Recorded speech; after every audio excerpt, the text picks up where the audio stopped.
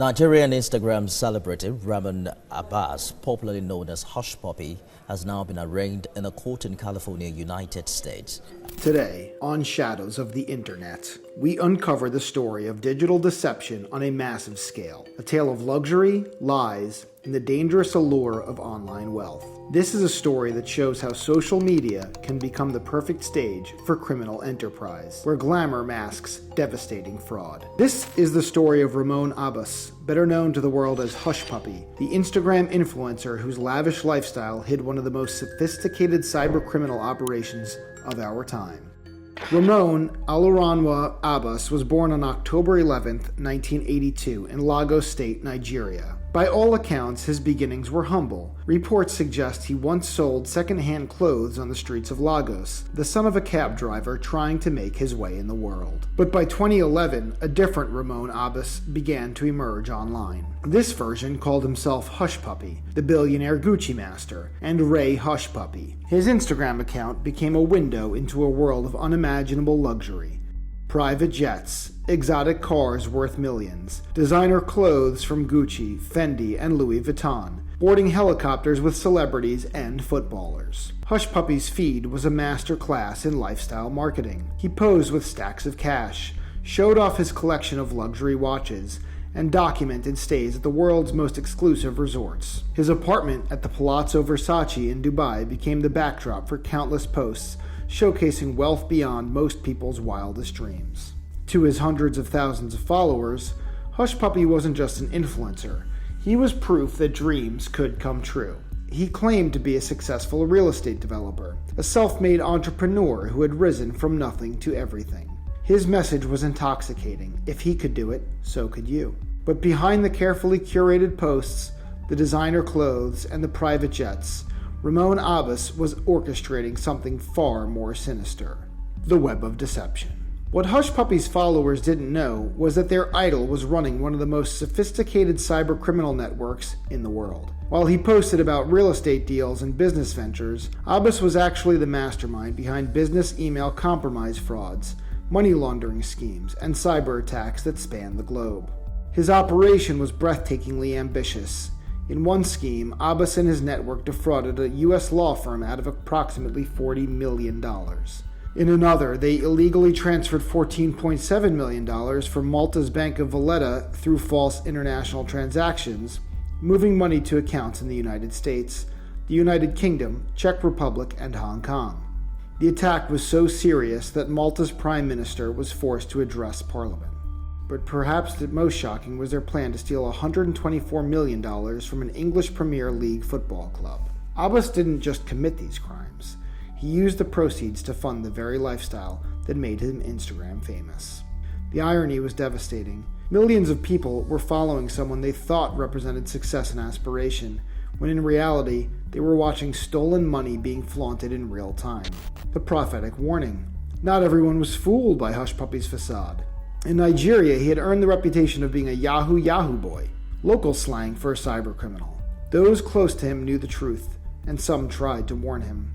In 2017, Nigerian singer Tamaya released a song called Teleperson, featuring Olamide and Fino.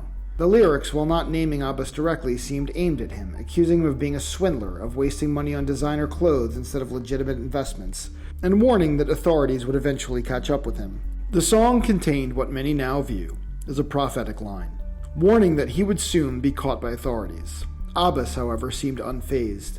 The lifestyle posts continued, the private jets kept flying, and the designer clothes kept coming.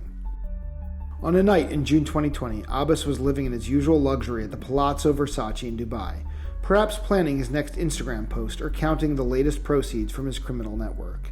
He had no idea that across the world, the FBI had been building a case against him for years. Operation Fox Hunt 2 began in the early hours. Dubai police, working with international authorities, conducted simultaneous raids across the city. Abbas was arrested alongside his associates, including Young Chains, Logic, Zico, and Olakian Ponle, known as Mr. Woodbury. The scale of what investigators found was staggering. More than 150 million dirhams, about $40 million in cash, 13 luxury cars worth $7 million, 21 laptops, 47 smartphones, 15 memory storage devices, 5 external hard drives, and perhaps most damning of all, 800,000 emails of potential victims alongside suitcases full of cash. The FBI described Abbas as a key player in a transnational cybercrime network that provided safe havens for stolen money around the world. The man who had presented himself as a legitimate businessman was revealed to be at the center of a web of international crime. For Abbas, who had spent years carefully crafting his image as an untouchable success story, the arrest marked the beginning of the end. The luxury apartment, the designer clothes, the private jets, all of it was about to disappear. But first, he would have to face justice. Within weeks of his arrest, the legal machinery began to move. On July 3, 2020, Abbas was extradited to the United States, where he faced charges that could put him away for decades. The man who had once boarded private jets as a symbol of success was now boarding a different kind of flight, one that would take him to a federal courthouse and the end of his criminal empire. In court, his lawyers made a fascinating argument. They claimed Abbas posed no flight risk because of the damage it would do to his credibility online. One lawyer even said, "He is loved and respected. He is a celebrity. He would not want to ruin his credibility and status rather than stay here and face these allegations." The irony was profound. Abbas's fake online persona had become so important to him that his lawyers believed it would keep him from fleeing justice. But prosecutors were not buying it. They pointed to his significant financial assets, deep ties to foreign countries, and lack of genuine ties to the United States. They knew that behind the Instagram celebrity was a criminal with resources and connections around the world. On July 28, 2021, the facade finally started to crumble completely. Hushpuppi pleaded guilty to money laundering charges, but his confession revealed something even more shocking. He implicated a deputy commissioner of police in Nigeria, Abba Kyari, as an accomplice in his crimes. The next day, a U.S. court granted an FBI warrant to arrest the police chief. The man who had built his criminal empire was now bringing down others around him. In a final letter to the judge before sentencing, Abbas tried to explain himself. He apologized to his family for bringing them shame and even commended the FBI for doing a thorough job in bringing him to justice.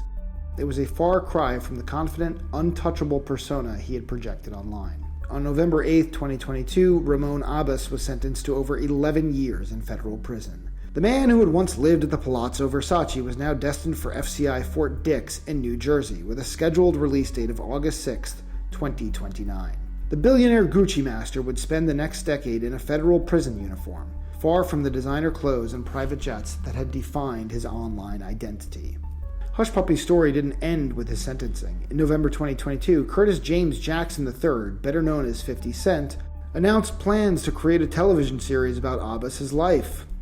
Bloomberg and BBC Africa released documentaries exploring his rise and fall. Even in prison, Abbas remained a subject of fascination. But beyond the media attention, his story serves as a powerful warning about the digital age we live in. Hushpuppi showed us how social media can be weaponized, not just for influence, but for massive criminal enterprise. His Instagram account wasn't just personal branding, it was the perfect cover for international fraud. His case also revealed the global nature of modern cybercrime. Abbas operated from Dubai, targeted victims around the world, and laundered money through multiple countries. In our connected world, criminals can reach across continents with the click of a button. Perhaps most troubling is what his story says about our relationship with wealth and success on social media. Hundreds of thousands of people followed Hushpuppi, inspired by his apparent success, without questioning how someone so young could afford such luxury. In our hunger for aspirational content, we sometimes forget to ask the hard questions. Behind the luxury posts and criminal enterprises were real victims. The $40 million stolen from a U.S. law firm represented countless hours of honest work. The attack on Malta's bank threatened the financial security of an entire nation. The planned theft from a Premier League club could have devastated a beloved institution. Each fraudulent wire transfer, each business email compromise, each money laundering scheme had human consequences that extended far beyond Abbas's Instagram feed. Ramon Abbas created one of the most successful criminal personas of the social media age. As Hushpuppi, he showed us how the internet can amplify not just influence and connection, but deception and crime on a massive scale. His story is a reminder that in our digital world, things are not always what they seem. Behind the perfect post, the luxury lifestyle, and the aspirational content, there can lurk something much darker. As we navigate our connected world, Hushpuppi's rise and fall teaches us to look beyond the surface, to question what we see online and to remember that real success is built on honesty, hard work, and integrity, not stolen money and manufactured personas. The man who called himself the billionaire Gucci master is now federal inmate number 33136298, serving 11 years for his crimes. His Instagram account is gone, his luxury lifestyle is over, and his victims are still counting the cost. But his story lives on as a cautionary tale for our digital age, a reminder that no matter how perfect the online facade, the truth has a way of catching up. This has been another episode of Shadows of the Internet. We release new episodes every Wednesday exploring the stories behind the screens, from social media deception to the darker corners of digital fame. Stay curious, stay skeptical, and remember, not everything that glitters on your timeline is gold. Stay safe out there, Shadowers.